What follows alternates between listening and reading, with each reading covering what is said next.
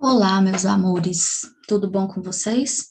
Vamos aqui iniciar a nossa disciplina de introdução à teoria do cuidado, tá certo? E a nossa primeira aula vai falar sobre a estrutura e a organização do serviço de enfermagem. Então, iniciando aqui o nosso assunto, eu quero trazer para vocês e perguntar o que significa a sigla SAI. Aos que nunca ouviram falar, SAI significa Sistematização da Assistência de Enfermagem, certo? Essa sistematização é uma metodologia que tem como objetivo organizar a nossa prática na enfermagem, no atendimento que a gente presta ao nosso paciente. Trazendo um pouquinho sobre a história dessa sistematização, ela foi implementada na Segunda Guerra Mundial, por nossa percursora Florence. Então, esse processo metodológico, ele foi introduzido mundialmente entre as décadas de 20 e 30. Porém, no Brasil, a implementação só iniciou lá na década de 70. E somente em 2002, o Conselho Federal de Enfermagem intitulou como obrigatoriedade a aplicação dessa sistematização em todas as instituições de saúde, sejam elas públicas ou privadas, certo? Passado essa intitulação, em 2009, o COFEN estabeleceu uma nova resolução, que considera essa sistematização como um método organizacional para a aplicação do processo de enfermagem. Então, até aqui, eu quero que vocês gravem bem esses dois termos: sistematização da assistência de enfermagem e processo de enfermagem, tá? São duas coisas diferentes que eu vou caracterizar e explicar um pouco mais à frente, tá ok? Então, para que serve essa sistematização da assistência e enfermagem? Ela vai garantir que os procedimentos eles sejam feitos de forma padronizada, seguindo métodos que já foram testados anteriormente, tá bom? Então, vai garantir que a nossa atuação tenha um efeito, surta um efeito seguro para a gente e para os nossos pacientes. De acordo com a Organização Mundial de Saúde, 50% da força de trabalho mundial em saúde é constituída pela equipe de enfermagem, enfermeiros, técnicos, auxiliares e obstetrizes. Por isso, a enfermagem ela é considerada como a espinha dorsal do sistema de saúde. Sem a nossa atuação, sem nós, profissionais de enfermagem, o sistema de saúde não tem como manter a qualidade, nem mesmo prestar um atendimento seguro à população. Além dessas informações, a ONU também estima que ainda faltarão 9 milhões de enfermeiros, enfermeiras e parteiras no mercado para satisfazer as necessidades de saúde na população mundial até o ano de 2030.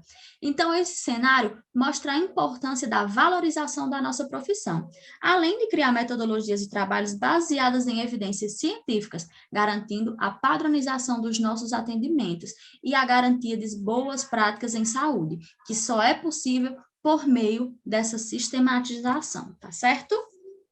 Então, vamos lá. Se a sistematização da assistência e enfermagem é uma metodologia, é um método que precisa ser seguido, então, na prática, eu preciso seguir o quê? Essa sistematização ela é organizada em 5 etapas, que são estas: a coleta de dados de enfermagem, que é o histórico que nós fazemos no início da nossa anamnese com o paciente, diagnóstico de enfermagem, planejamento de enfermagem, implementação e avaliação de enfermagem, certo? Essa metodologia visa fortalecer o julgamento e a tomada de decisão clínica assistencial do profissional de enfermagem. Com tal atitude, esse profissional ele consegue agir de acordo com a priorização, a delegação e a gestão do nosso tempo, a contextualização do nosso ambiente cultural e do cuidado que nós prestamos ao nosso cliente, tá bom? Então, com a utilização dessa metodologia de sistematização, é possível analisar as informações que nós obtivemos, definir nossos padrões e nossos resultados das condutas, e é necessário ainda que todos os procedimentos realizados, desde a coleta de dados até a avaliação de enfermagem, sejam registrados no prontuário do paciente, tá certo? Então, desde o início da minha anamnese, do meu histórico, até a avaliação de toda a conduta terapêutica que eu implementei com o meu paciente, eu preciso registrar essas informações no prontuário do paciente, tanto para garantir a conduta, né, que foi realizada, como para servir de avaliação depois, para eu entender se o que eu planejei e implementei surtiu efeito. Mas aí, mais na frente, nós vamos falar e caracterizar sobre cada uma dessas etapas, certo? Vamos lá. Lembra que eu falei para vocês que em 2002 o COFEN intitulou como obrigatoriedade no Brasil essa resolução? Então tá. Em 2009, essa resolução de 2002 ela foi revogada. De acordo com essa nova resolução de 2009, os procedimentos de sistematização da assistência, eles deveriam ser realizados de modo deliberado e sistemático em todos os ambientes, públicos e privados, em que ocorra o cuidado do profissional de enfermagem. O que é que eu estou dizendo aqui? Aonde existe profissional de enfermagem, deve existir a sistematização da assistência, tá certo? Guarda essa informação, nós utilizaremos mais na frente. Vamos agora caracterizar cada uma das 5 etapas dessa sistematização. A primeira delas, como eu já havia dito, é a coleta dos dados, é o histórico de enfermagem que nós fazemos com o nosso paciente. Nela é feita a coleta dos dados, que pode acontecer diretamente com o paciente, com familiares ou com terceiros, ou com pessoas envolvidas, tá bom? É exatamente nesse momento que nós vamos abordar informações pertinentes à conduta que será adotada daí em diante, como, por exemplo, alergias que o paciente tem a alguma medicação, o histórico de doença pregressa, o que levou esse paciente a procurar a unidade hospitalar e até mesmo as questões psicossociais, como, por exemplo, religião, moradia, certo? Que pode alterar a forma do cuidado que eu vou prestar ao meu paciente dali em diante. Terminada essa primeira etapa de coleta, eu vou traçar os diagnósticos de enfermagem, tá bom? Esse vai ser o processo de interpretação e de agrupamento dos dados que eu coletei anteriormente. Nessa etapa, conduz à tomada de decisão sobre os diagnósticos de enfermagem, certo? Não são diagnósticos médicos, são diagnósticos de enfermagem, que irão representar as ações e as intervenções para alcançar os resultados utilizados. Uma pausa para entender. Para que o diagnóstico de enfermagem ele seja traçado, nós utilizamos 3 bibliografias específicas, que nós chamamos de taxonomias. São essas: Nanda, Nock e Nick. Terminado a segunda etapa, partimos para o nosso planejamento de enfermagem. No planejamento, são determinados os resultados que eu espero conseguir e as ações que eu vou realizar para alcançar esses resultados. Então, nessa terceira fase, são realizados 2 procedimentos: traçados os resultados esperados e as ações que serão implementadas, tá bom? Isso será realizado a partir dos dados que foram coletados lá na primeira etapa e os diagnósticos de enfermagem, com base nos momentos de saúde do paciente e suas intervenções. Então, são informações que, igualmente a todas as outras, devem ser registradas no prontuário do paciente, incluindo as prescrições checadas e os registros das ações que foram executadas, por exemplo. Terminado o meu planejamento de enfermagem, agora eu vou poder implementar o meu cuidado. Então, quarta fase, implementação. São as ações ou as intervenções determinadas na etapa anterior, que é a do planejamento, as atividades que podem ir desde uma administração medicamentosa até auxiliar o paciente com cuidados específicos. Por exemplo, como assim cuidados específicos? Se o meu paciente ele é um paciente diabético e eu preciso monitorar a glicemia ou então fazer a aplicação de insulina de 12 em 12 horas. Então, são cuidados específicos, tá bom? Ou então também como cuidados básicos, como de higiene pessoal do paciente, ou apenas mensuração de sinais vitais. Lembrando que não tão menos importante quanto as outras, tudo o que eu implemento, todo o cuidado implementado precisa ser registrado em prontuário. Feito a implementação, agora eu vou partir para a quinta e última etapa. Eu vou avaliar o que foi feito. Então, no prontuário, deve ter registrado toda a evolução do paciente, né, durante a minha implementação da terapêutica, para determinar as ações e as intervenções de enfermagem, se alcançaram ou se não alcançaram esse resultado que foi esperado. Assim, eu vou ter como verificar se há necessidade de mudança ou de adaptação, caso eu não tenha alcançado esse resultado. Então, nessa última eu vou avaliar se a minha conduta, ela surtiu efeito. Se surtiu, maravilhoso. Se não, eu volto nas etapas, eu vou fazer adaptações até alcançar o meu resultado esperado, tá certo, galerinha? Prosseguindo. Yasmin, então por que essa sistematização? Por que eu devo implementar uma sistematização? Basicamente, para reduzir a chance de erros. E eu vou aqui mostrar a vocês por que essa sistematização reduz erros.